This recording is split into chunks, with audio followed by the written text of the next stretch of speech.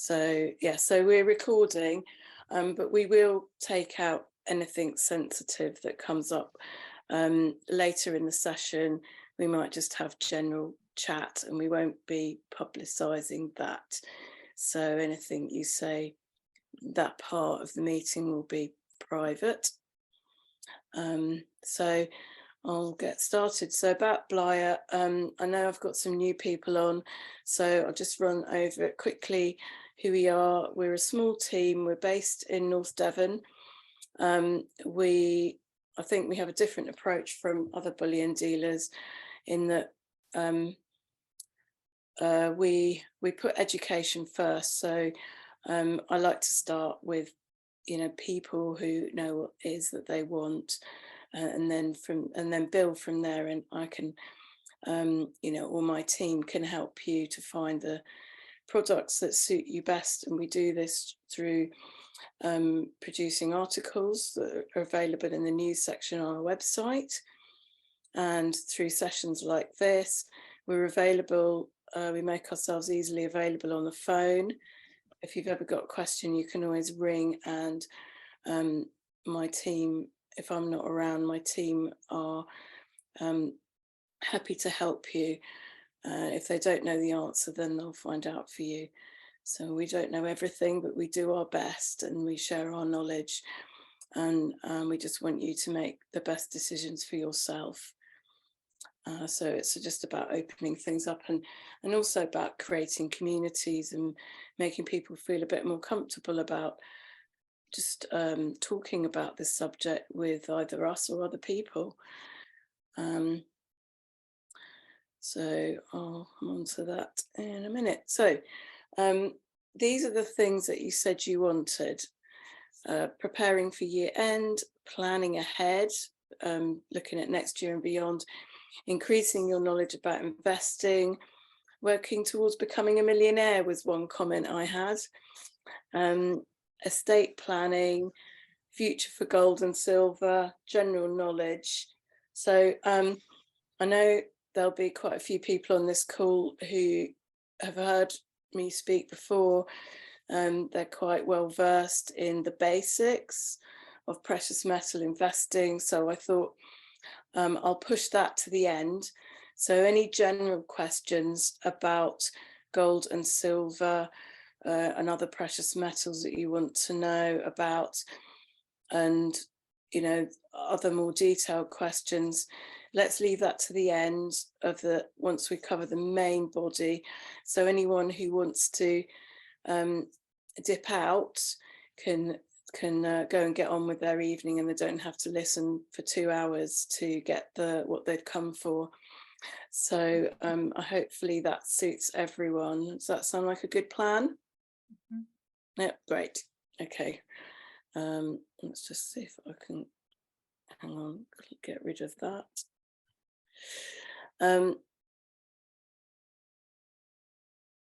Okay, so key areas. So in the recent budget, the personal allowance and basic rate's been frozen until 2028.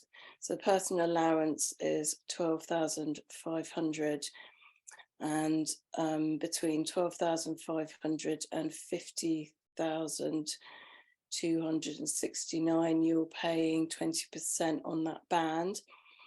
The higher rate is at 40%, and they've reduced the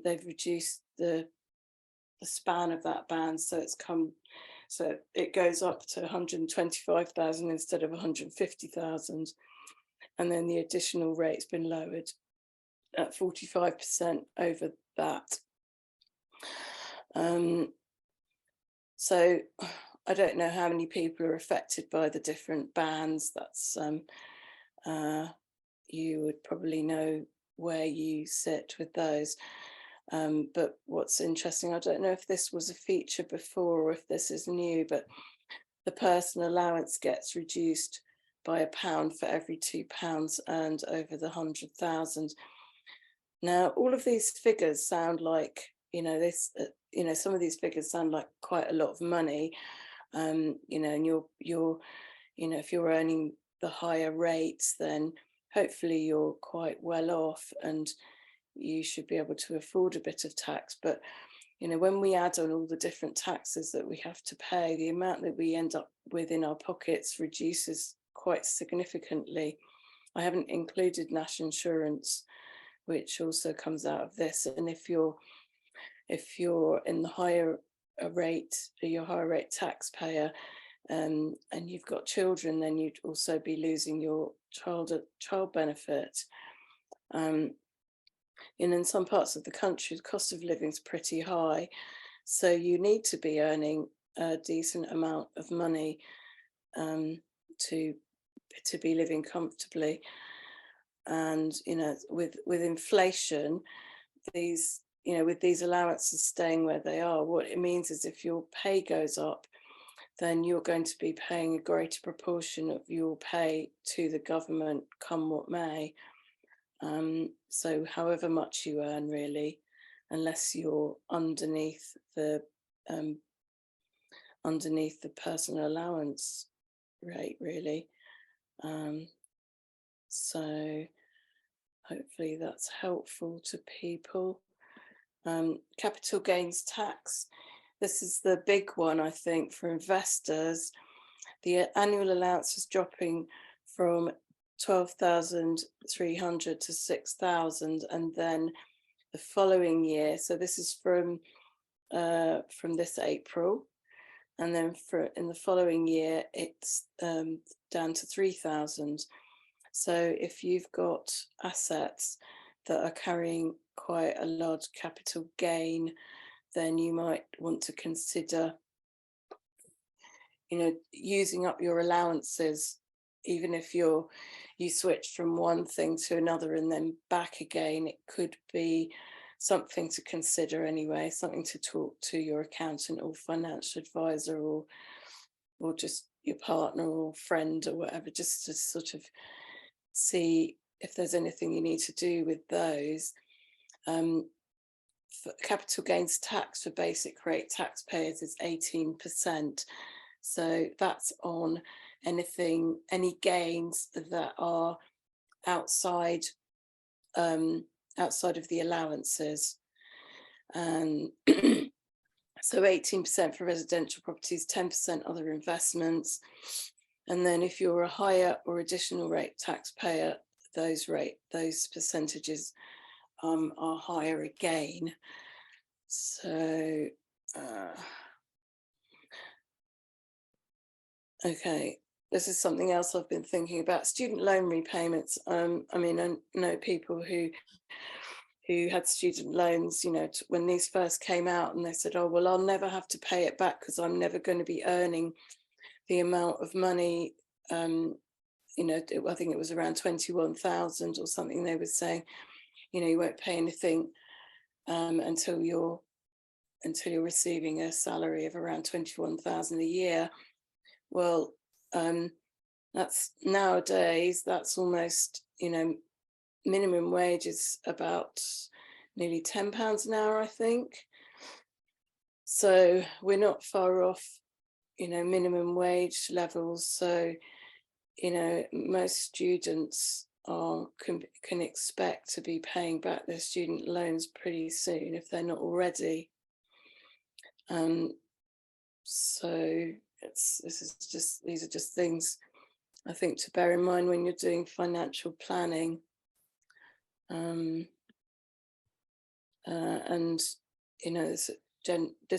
these are all just general things, and then we can see how it applies to precious metals later. So just exercises you might want to be considering at this time of year. Have a look at your pensions, ISAs. Are you, does it make sense for you to be adding to those? When you get to 55, you can draw down 25% tax-free, and then you're free to do what you want with that money. But generally, make sure, take your time.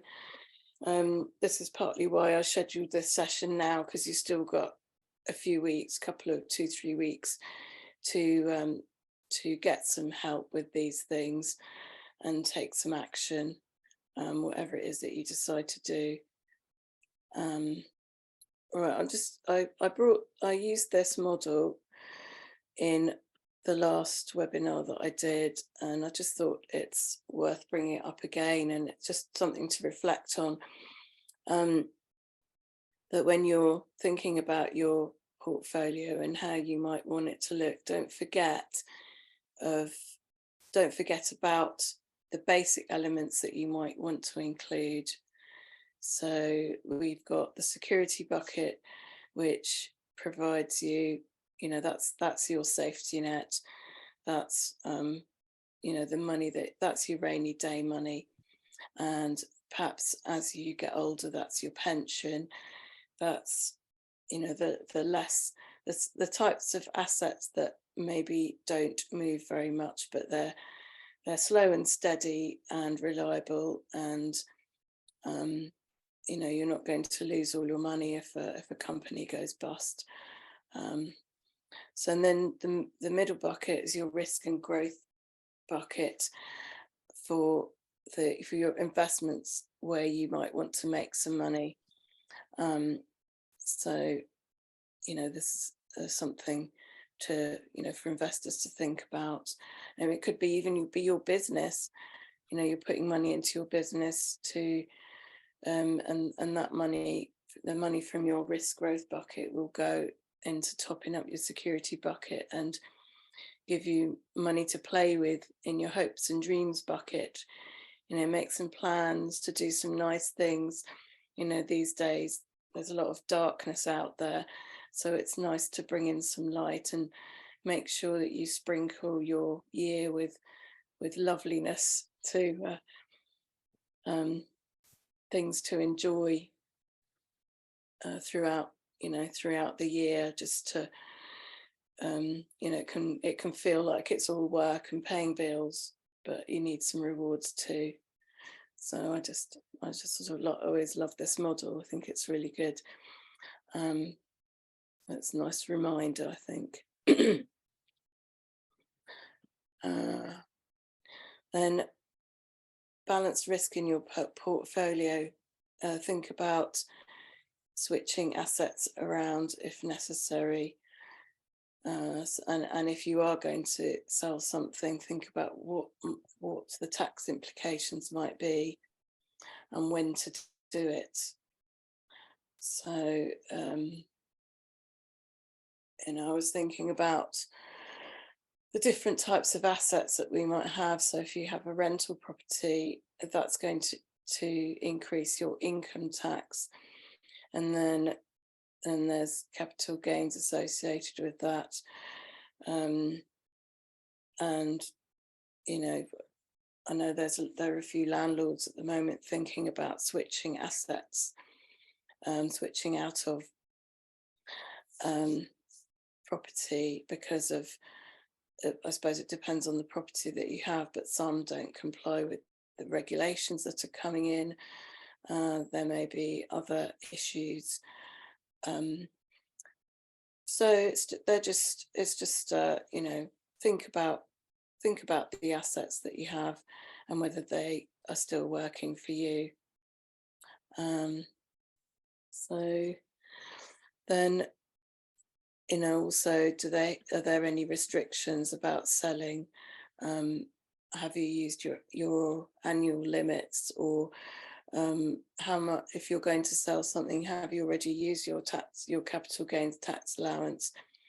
Check those things before you sell something, thinking that it's going to save you money in the future.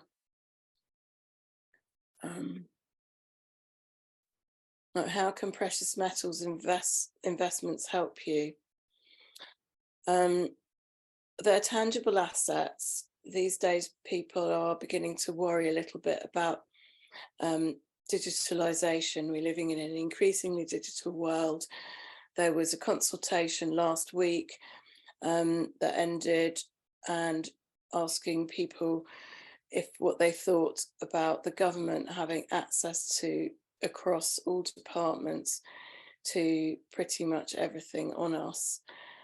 These consultations are going on,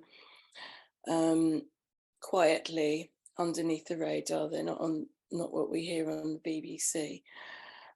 There's a deadline tomorrow, I think it is, or might be tonight, to register. There's a survey about cash and whether we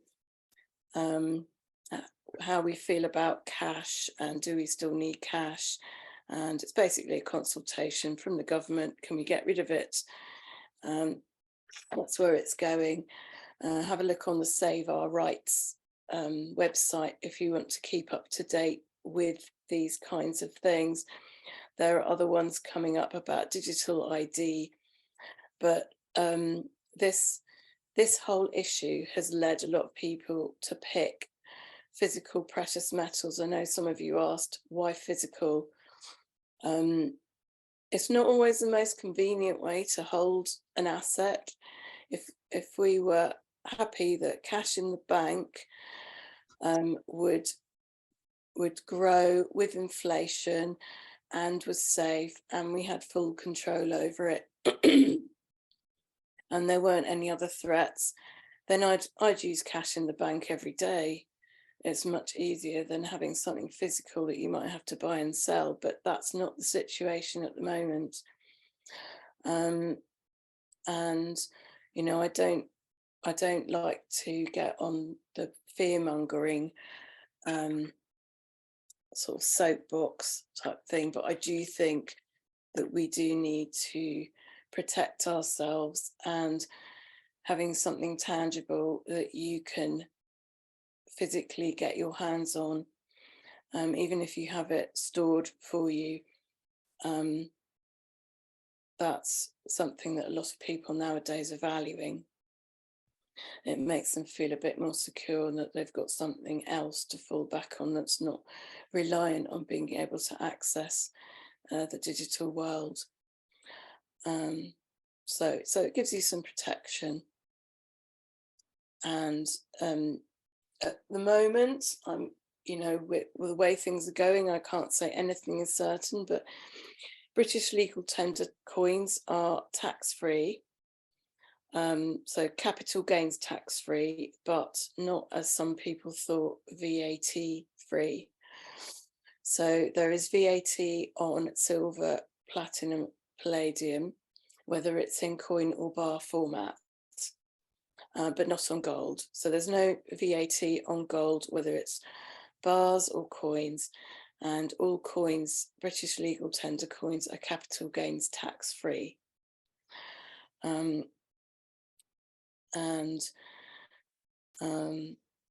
gold and silver and other metals help in a diversified portfolio. They tend to operate or perform, it's a better word, differently from other investments. So when the property market and the stock market are going down, precious metals will tend to rise in value. During the periods where we have had property collapse and precious metals have gone up, you could find yourself in a position where you could have bought 3 times the amount of property if you were in precious metals. That isn't always the case, but it's, there are, depending on when you've bought and when you sell, there are times when you can lose money like with any other asset. But I encourage people to think about what's going on in the economy and what makes sense to them. There are lots of people who do jump on the fear bandwagon. I try not to be part of that, although I do listen to what's being said, and I may agree with some of it. I may not agree with all of it, but I encourage you to make up your own mind.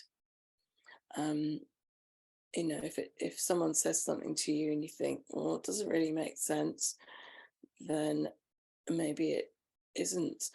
I have had things said to me that didn't make sense at the time, but do now. So it's we can't take responsibility for anyone other than ourselves. So I encourage you all to take responsibility for yourself and your own decisions. We are here to help and guide you when you need that, but we can only go so far. Right. So what's the next step? Consider your current tax exposure and risks. If you need some help from us, get in touch and book a one-to-one if you need some further help. You can browse precious metals online on our website. And if there's any other topics you'd like, please let us know, and we'll try and put something into the diary for that. So I think that sort of kind of concludes this part of the session.